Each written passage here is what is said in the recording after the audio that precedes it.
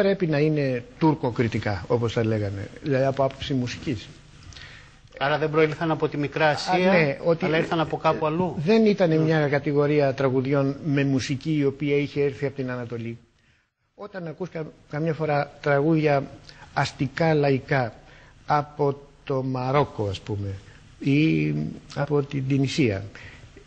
Η Αραβοανταλουσιανή γενικότερα παράδοση. Ακριβώς, δηλαδή από τις χώρες της Βόρειας Αφρικής, όπου όταν ακούγαμε λοιπόν αυτή τραγούδια της κατηγορίας των αστικών λαϊκών, των αντίστοιχων των ρεμπέτικων των δικών μας, πολύ συχνά είχα την αίσθηση ότι τώρα θα ακούσω ένα κριτικό τραγούδι με την εισαγωγή του οργάνου, αλλά και τα όργανα.